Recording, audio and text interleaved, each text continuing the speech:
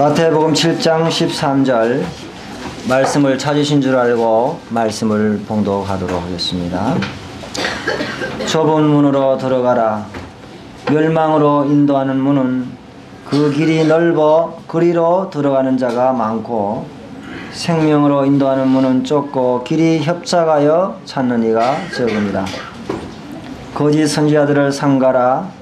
양의 옷을 입고 너희에게 나오나 속에는 노략질하는 일이라. 그들의 열매로 그들을 알지니 가시나무에서 포도를 또는 엉겅귀에서 무화과나무를 따겠느냐. 이와 같이 좋은 나무마다 아름다운 열매를 맺고 못된 나무가 나쁜 열매를 맺나니 좋은 나무가 나쁜 열매를 맺을 수 없고 못된 나무가 아름다운 열매를 맺을 수 없느니라. 아름다운 열매를 맺지 아니하는 나무마다 찍혀 불에 던져지느니라. 이러므로 그들의 열매로 그들을 알리라. 나더러 주여 주여 하는 자마다 다 천국에 들어갈 것이 아니요 다만 하늘에 계신 내 아버지의 뜻대로 행하는 자라야 들어가리라. 그날에 많은 사람이 나더러 이르되 주여 주여 우리가 주의 이름으로 선지자 노릇하며 주의 이름으로 귀신을 쫓아내며 주의 이름으로 많은 권능을 행하지 아니하였나이까 하리니 그때 내가 그들에게 밝히 말하되 내가 너희를 도무지 알지 못하니 불법을 행하는 자들아 내게서 떠나가라 하리라.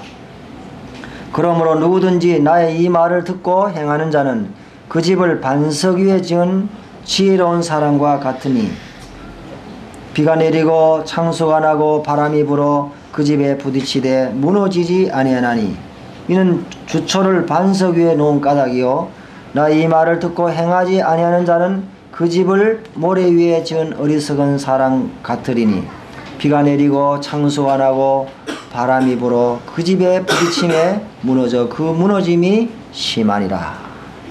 27절 말씀까지 읽었습니다.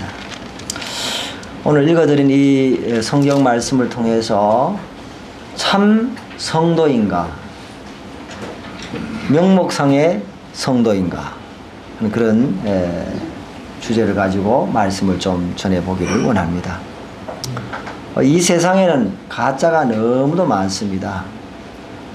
그래서 짝퉁이 많아서 참 유명한 메이커일수록 어떤 것이 진짜인지 구별을 잘 하지를 못합니다. 그래서 큰 회사일수록 이 가짜를 방지하기 위해서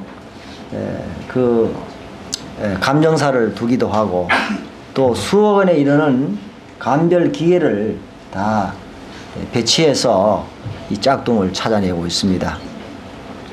그런데 이 영적인 세계에 있어서도 동일하게 가짜가 있다고 하는 사실입니다.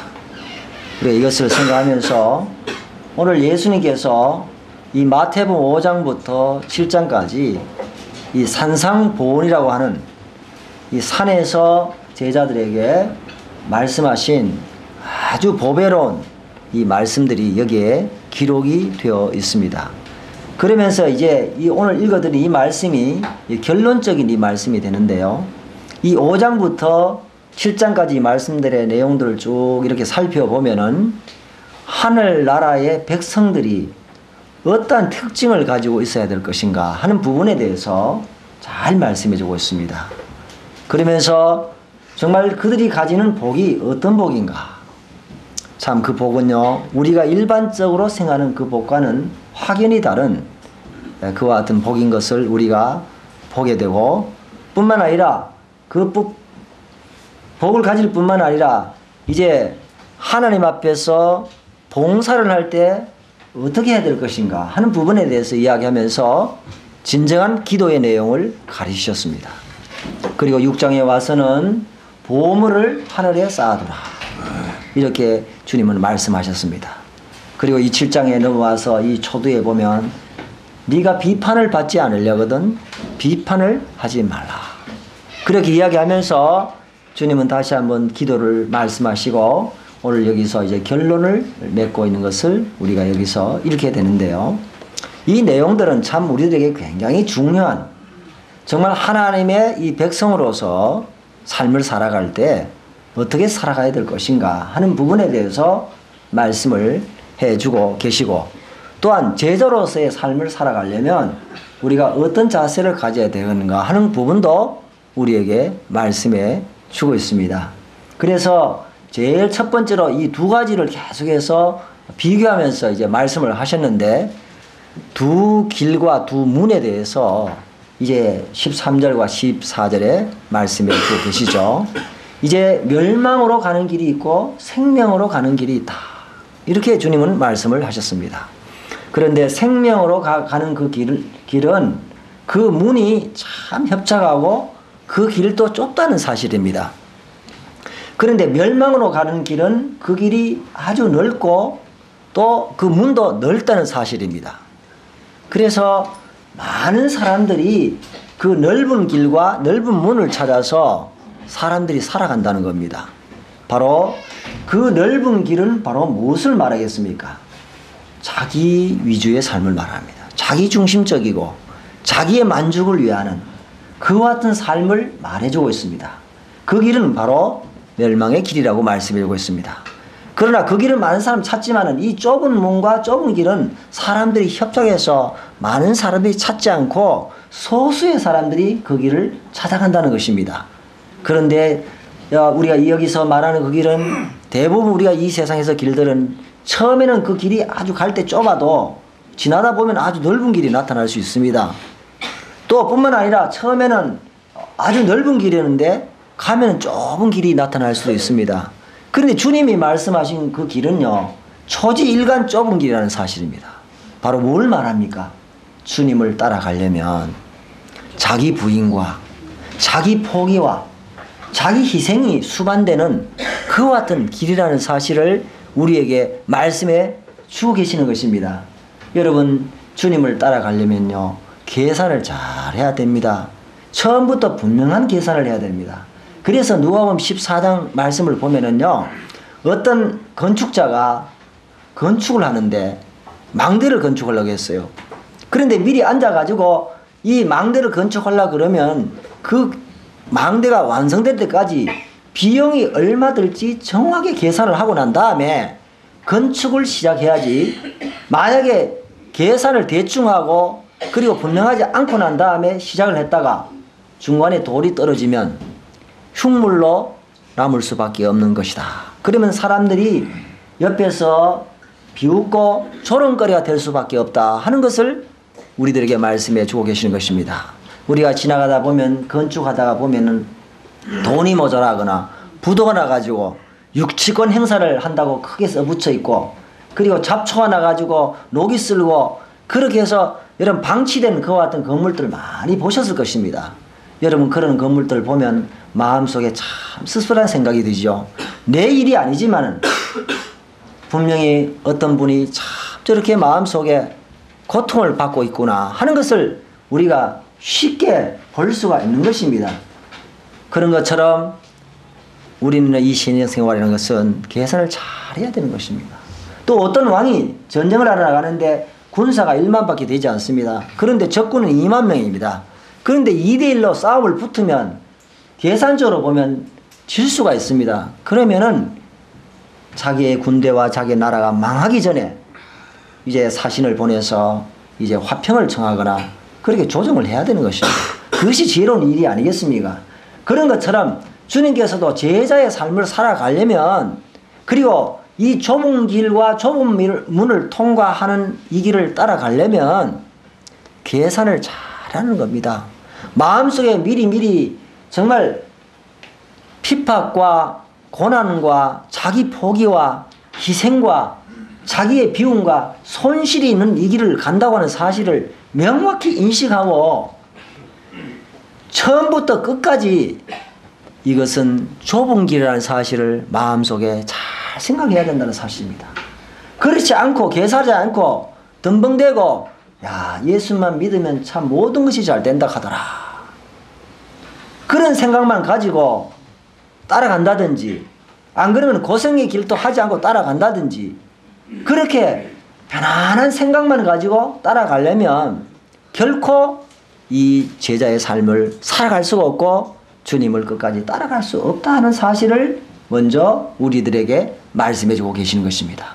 그러므로 우리 모든 형제 자매님들은요, 구원받고 난 다음 주님 만날 그날까지 우리는 좁은 문과 좁은 길을 통과해서 이제 영광의 그 나라에 이르기까지 이 길을 가는 것입니다. 그래서 이 땅에서 우리의 고난과 우리들에게 어려움이 있지만은 그러나 그것을 통과했을 때 큰 영광이 우리에게 주어진다는 사실을 주님은 우리에게 약속해 주신 것입니다. 그래서 현재의 고난은 장차 나타날 영광과 촉히 비교할 수 없다. 주님 그렇게 말씀해 주고 계십니다.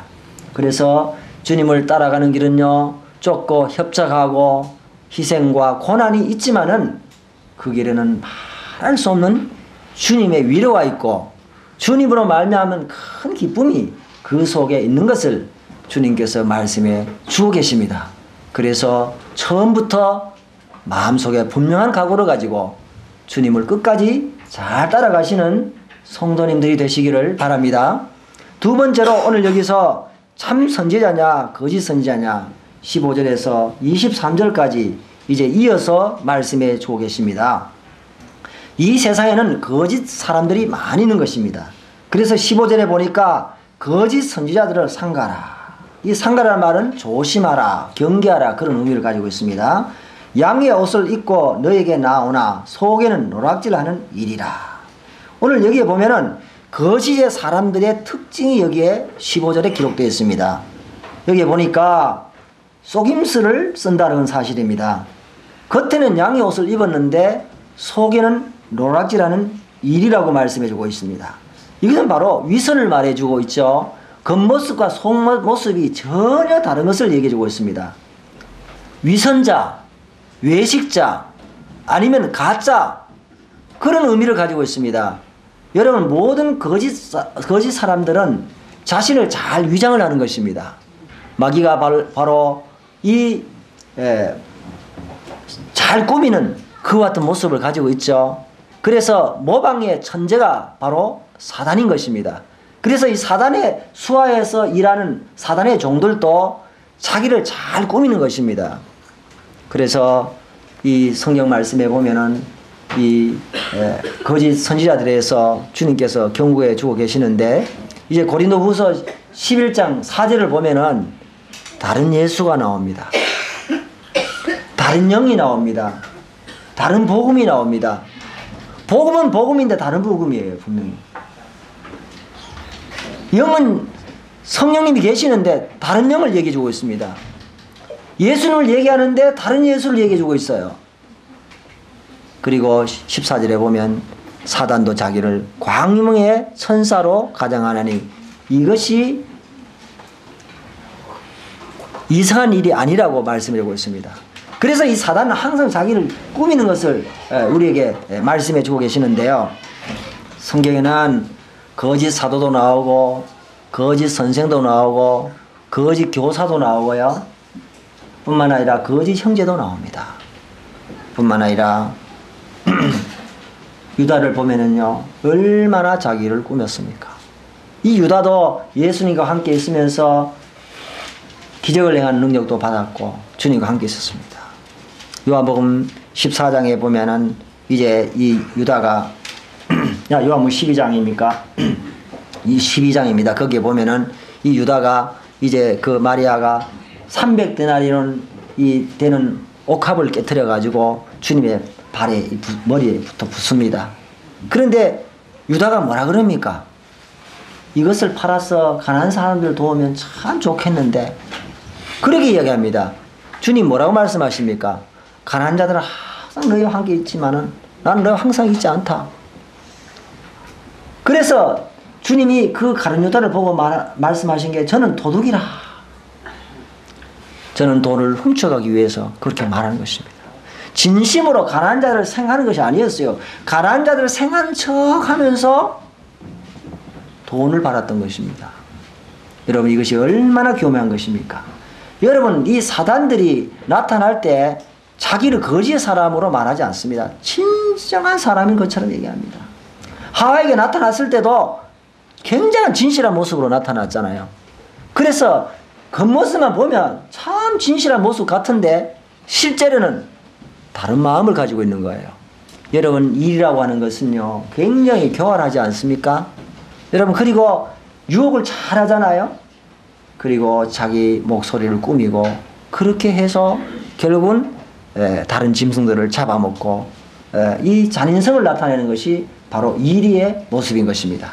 그래서 이 특징은 바로 이중적인 것을 말씀해 주고 있는 것입니다. 뿐만 아니라 이 거짓 선지자들의 이 분별 기준이 거기에 16절에서 말씀해 주고 계시는데요.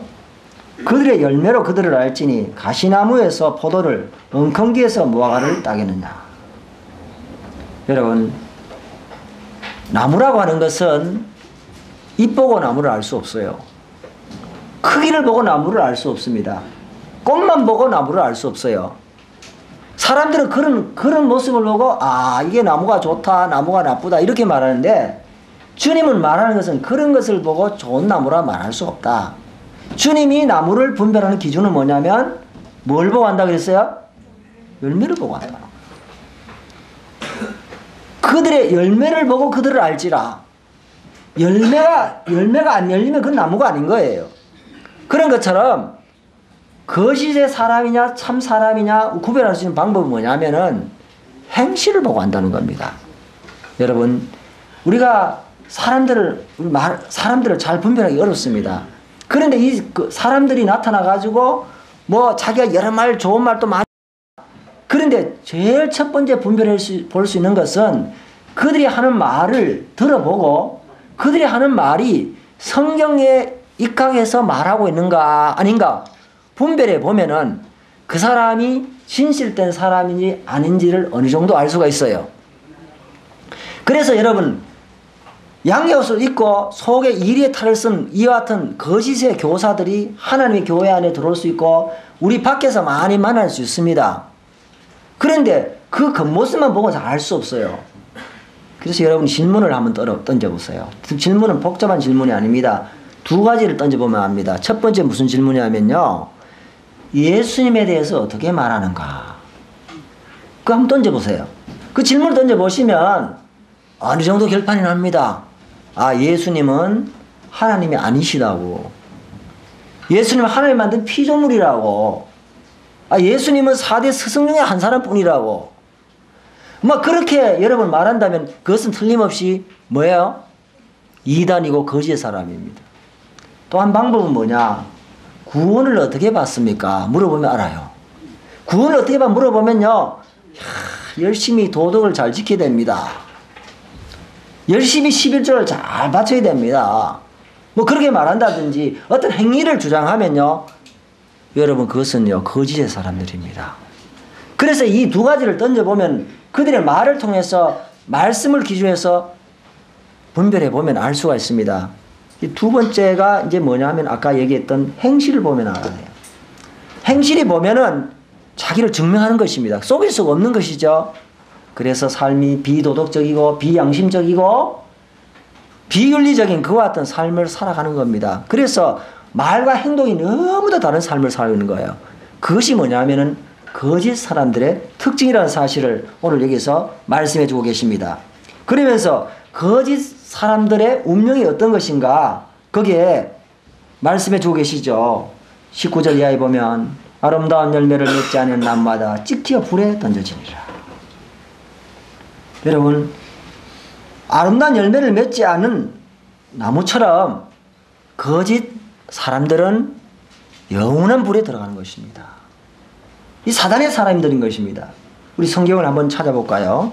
성경을 마태복음 13장 말씀을 넘어가서 한번 찾아보도록 하겠습니다. 마태복음 13장 24절에서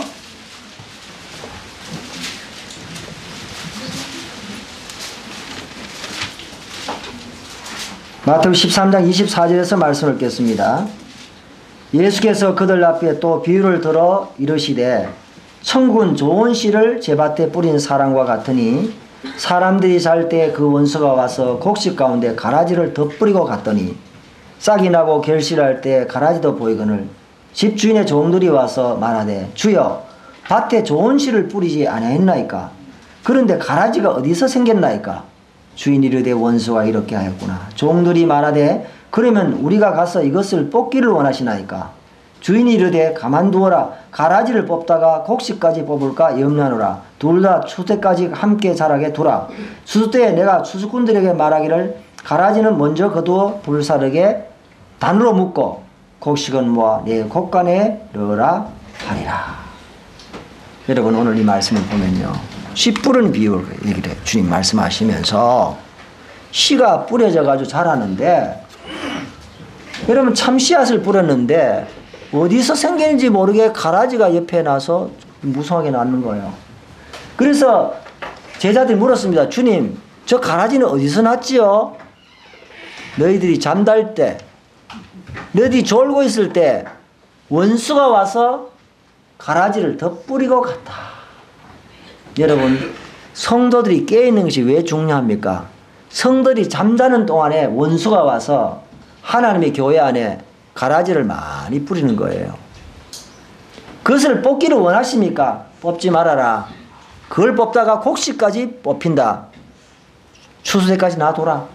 그때 가라지를 먼저 뽑아서 단에 묶고 곡식은 알곡을 모아서 창고에 들이고 그것은 불태워버릴 거다. 주님 그렇게 이제 말씀하시는 거예요. 여러분, 하나님의 교회 안에도 가짜의 사람들이 있을 수 있다는 것입니다. 거듭나지 않는 사람들이 거듭난 사람의 모습을 하고 그렇게 앉아 있을 수 있다는 것입니다. 이게 참 주님 오실 때까지 있을 수 있는 일이에요. 그 주님 뭐라고 하십니까? 그걸 뽑지 말라는 겁니다. 그걸 뽑으려고 하다가 성도들까지 다친다 이겁니다.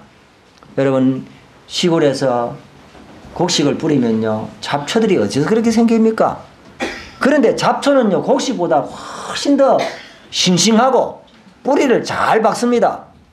그런데 그 잡초를 잘못 뽑다가는 곡식까지 뽑혀버리는 겁니다. 그런 것처럼 영적인 세계에 있어서도 그와 같은 일들이 일어나기 때문에 조심스럽게 다뤄야 되는 것을 말씀하시고, 주님이 최종적으로 그것을 정리하실 것을 우리에게 말씀해 주고 계시는 것을 여기서 말씀해 주고 있습니다. 그러면서 오늘 이 주님은 자연스럽게 명목상으로만 주님을 믿는다고 말하는 거짓 성도들에 대해서 말씀해 주고 있습니다. 여기에 보니까 21절에 나더러 주여 주여 하는 자마다 천국에 다 들어갈 것이 아니요 다만 하늘에 계신 내 아버지의 뜻대로 행하는 자라야 들어가리라. 그날에 많은 사람들이 나더러 이르되 주여 주여 우리가 주의 이름으로 선지자 노릇하며 주의 이름으로 귀신을 쫓아내며 주의 이름으로 많은 권능을 행하지 아니하였을까 하리니 그때 내가 그들에게 밝히 말하되 내가 너희를 도무지 알지 못하니 불법을 행하는 자들아 내게서 떠나가라 하리라. 여러분, 오늘 가짜 성도들에 대한 경고를 말씀해 주고 있는 것입니다. 오늘 이야기를 하면서 입으로만 주여 주여 이렇게 한다는 것입니다. 그런데 그런 사람이 다 하늘나라에 들어간 것이 아니고 오직 내 아버지의 뜻대로 행하는 자라에 들어간다. 이 말씀은 뭐냐면 행위를 통해서 구원받는다 하는 그런 말씀으로 오해할 수 있는데 그 말씀이 아니고요. 진실로 예수님을 마음속에 믿는 사람은 행동이 수반된다 그런 얘기입니다. 말로만 주님이라고 말하는 것이 아니라 행동이 뒤따르지 않는 그와 같은 그 신앙은 진짜 신앙이 아니라는 겁니다.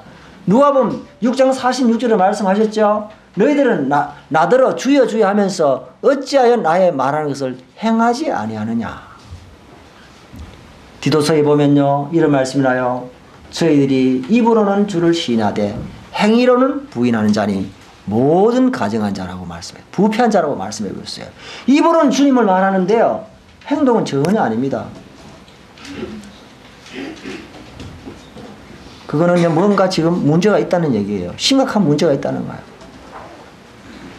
구원받은 하나님의 자녀들은 처음부터 확실합니다. 데살로니가 1장에 보면은요 성령의 큰 확신으로, 능력과 성령의 큰 확신으로 너희들이 구원받았다.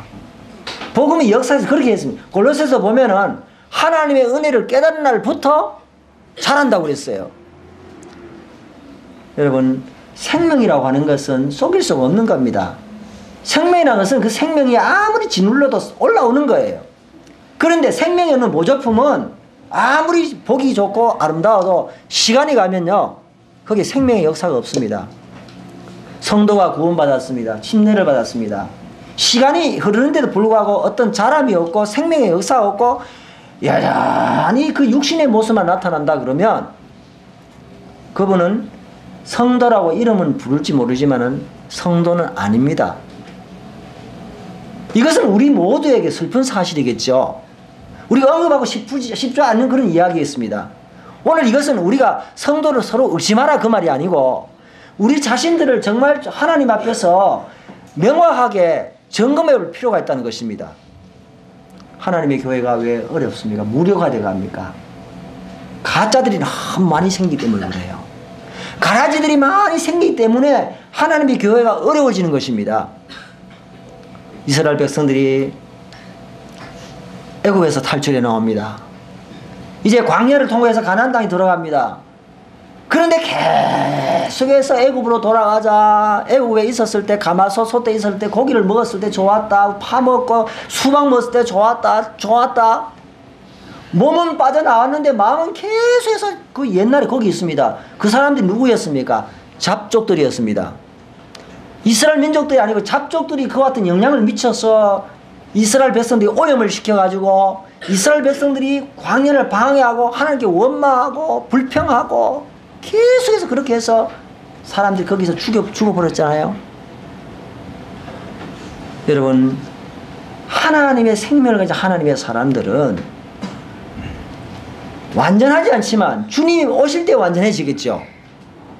그런데 그 마음속에 그리스도의 생명이 있기 때문에 우리 마음속에 소원을 두고 행하시는 그 하나님이 영혼에 불을 붙이는 거예요.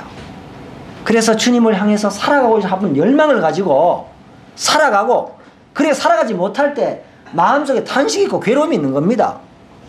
그런데 세상 사람들과 똑같이 살아가면서 세상의 방식대로 살고 마음속에 전혀 그러한 마음이 없고 주님의 교회와 주님에 대한 열망이 전혀 없다면요, 문제가 심각한 문제입니다.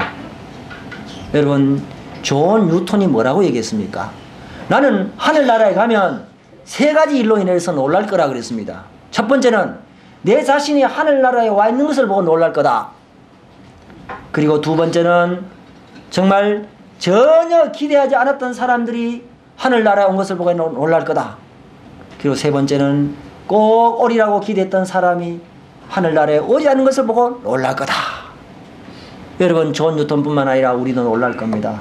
우리도 하늘나라에 가면 하늘의 영광을 보면서 야, 내가 이 놀라운 은혜에 동참할 수 있겠는가. 하나님의 은혜에 놀라서 우리가 정말 놀라게 될 겁니다.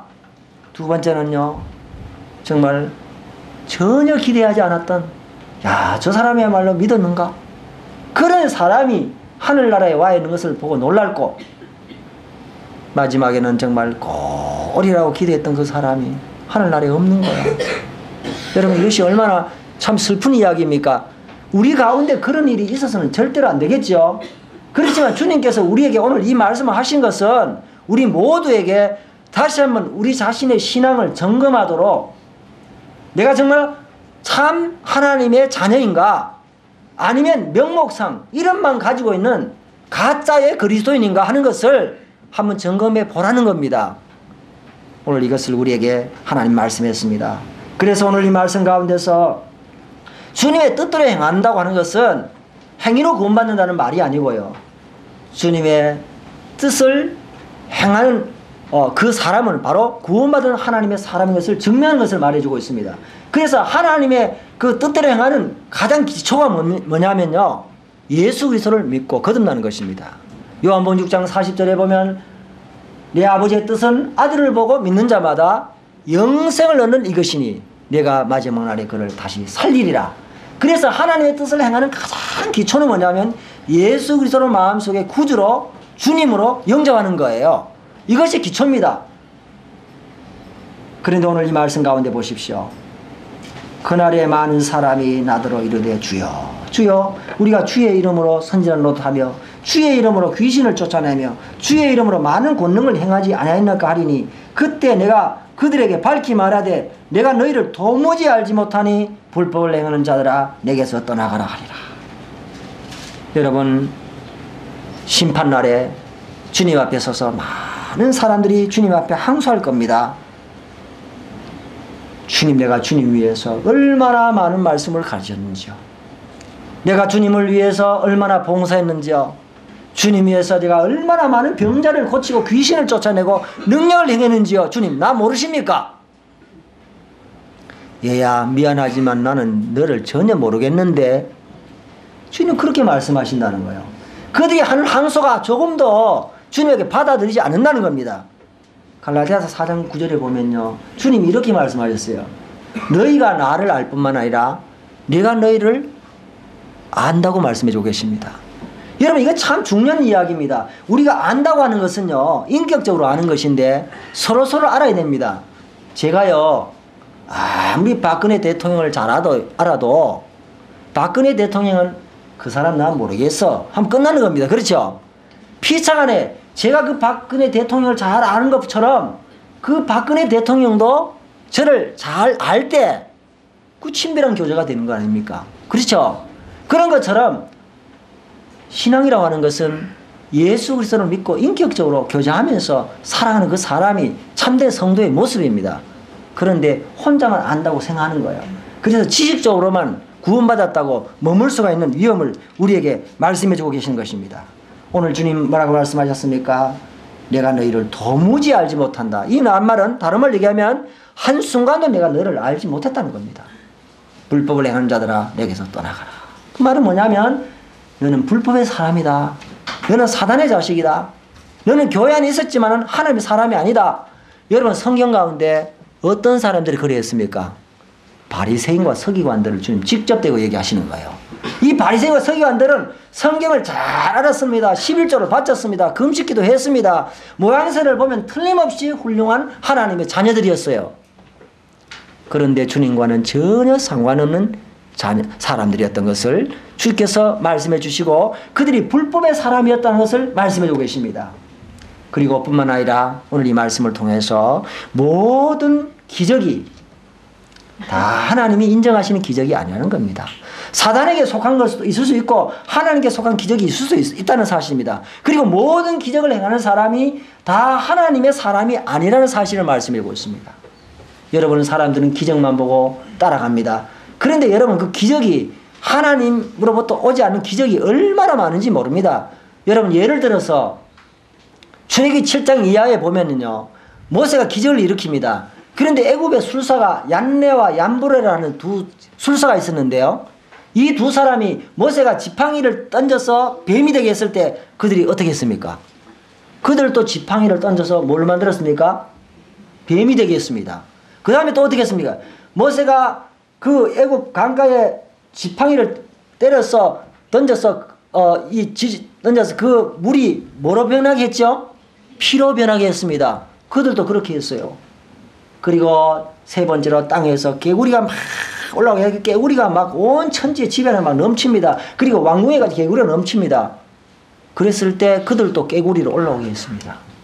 또 티끌로 이가 되게 했을 때 이 애굽 술사들도 그렇게 했습니까? 안 했습니까? 똑같이 했습니다. 네 번째까지 똑같이 했습니다.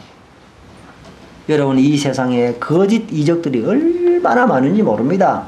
그래서 기독교 안에도 기독교 많습니다. 뿐만 아니라 여러분, 요한계시록 13장에 가면요, 적그리스도가 마지막에 큰 이적을 일으킵니다.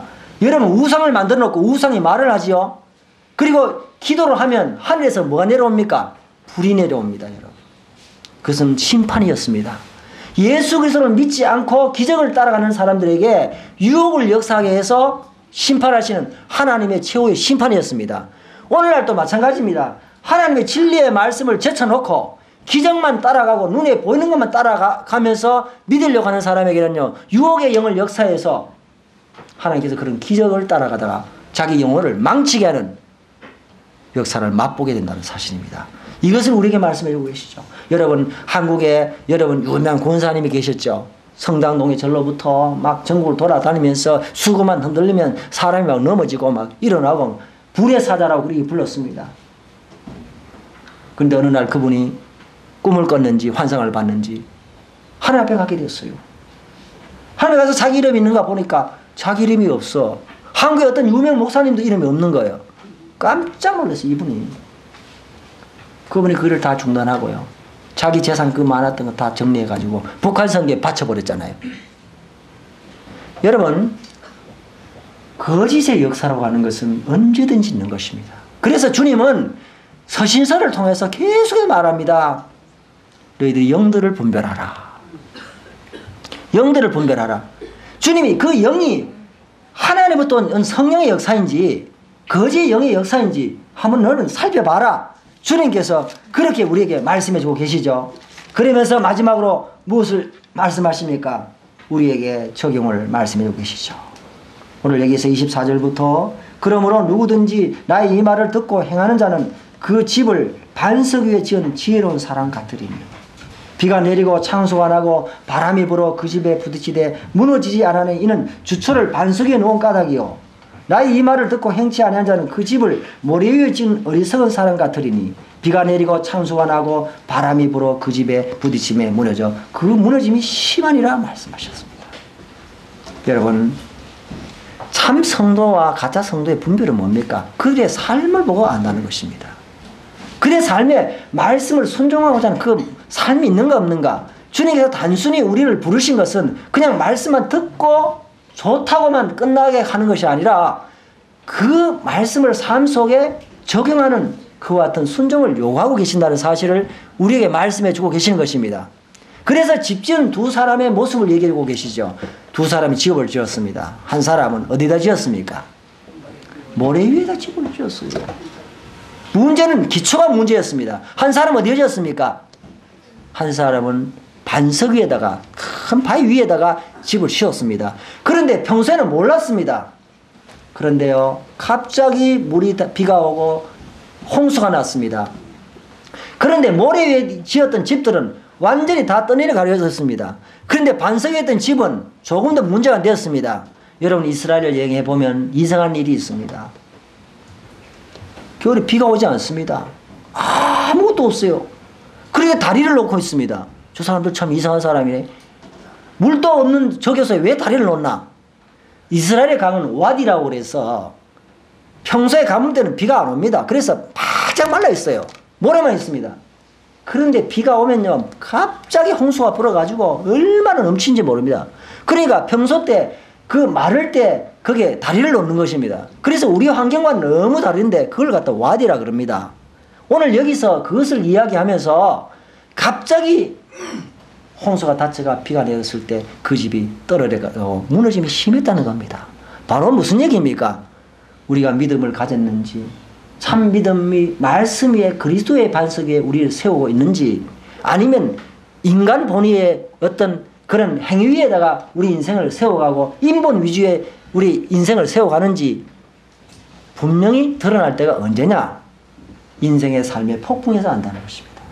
우리의 삶을 살아가면서 인생의 삶의 폭풍이 다 올라옵니다. 원치 않는 사별의 아픔이 오고, 원치 않는 질병의 아픔이 다가오고, 원치 않은 경제적 위기가 다가오고, 원치 않는 아이들의 정말 아픔이 다가오고, 여러 가지 문제의 바람이 우리에게 다가옵니다. 그때요, 정말 그 말씀 위에 주초를 놓고 순종하는 그 사람의 모습은요, 흔들리지 않게 살아갑니다. 물론 마음속에 어려움도 있겠지만은 욥이 보십시오. 그와 같은 문제가 있었을 때 뭐라 그랬습니까? 주신 자도 여호와시요 취하신 자도 여호와시니 여호와 이름이 찬송을 받으시올지다. 어리석게 원망하지 않았잖아요. 하박도 그랬죠. 그런데 마음속에 하나님의 말씀에 기초가 되어 있지 않은 그 사람은요, 실조가 넘어지는 것입니다. 그래서 이 말씀을 통해서 우리는 참 성도인가, 명목상의 성도인가, 하나님의 말씀을 삶 속에서 적용하고 살아가는 사람, 말씀의 기초를 두고 살아가는 사람, 그렇지 않는 사람, 그것을 통해서 알 수 있다는 사실입니다. 뿐만 아니라 우리 인생을 복음에 적용했을 때 예수 그리스도라고 하는 그와 같은 기초 위에다가 내 인생을 건축해 가는 사람은요, 어떤 풍파 속에서도 그 사람은 견고히 설 수가 있는 것입니다. 그 사람은 안전한 것입니다. 그런데 인간의 행위나 오레알 같은 그와 같은 인본주의 위주의 인생을 건축한 사람은 결코 구원받지를 못합니다. 실패하는 인생이 될 수밖에 없습니다. 오늘 이것을 말씀해 주면서 우리는 정말 하나님 앞에서 우리 자신을 한번 점검해 보라고 말합니다. 나는 정말 참 성도인가? 아니면 명목상의 성도람으로 살아가고 있는가? 하는 것을 우리에게 말씀해 주면서 우리는 하나님의 말씀을 듣기만 좋아하는 사람이 아니라 그 말씀을 삶 속에서 말씀대로 순종하면서 살아가는 그와 같은 참 성도가 되기를 주님은 바라시는 것입니다. 오늘 이 말씀을 들으면서 우리 모든 성도님들 우리 자신 다시 한번 생각해 봅시다. 아, 대복동교회 침례받고 성도로서 내가 살아가. 그런데 우리의 마음 깊숙한 곳에서부터 정말 주님을 향한 순종의 마음이 없고 그와 같은 마음이 없다면요, 우리는 다시 한번 점검해 봐야 됩니다. 내가 진실로 거듭난 성도인가 아닌가를 잘 한번 생각해 보시고, 또 그렇지 않으면은 내가 말씀을 순종하면서 살아가는 사람인가, 내 생각의 본을 쫓아서 살아가는 사람인가 한번 점검해 보시는 귀한 기회가 되시기를 간절히 바라면서 말씀을 마치겠습니다. 기도하겠습니다. 하나님 아버지, 우리들에게 말씀을 주시고 또 우리가 이 땅을 살아가면서 우리 자신들을 점검할 수 있도록 하시고, 또 우리가 하나님의 사람으로서 어떻게 살아가야 될 것인지를 교훈해 주신 것을 감사합니다. 하나님, 모든 성도님들이 이 말씀의 복을 쫓아서 살아가는 귀한 성도님 되게 하시고 또 능력 있는 삶이 될 수 있도록 도와주시옵소서. 우리 구주 예수 그리스도의 존귀하신 이름으로 기도합나이다. 아멘.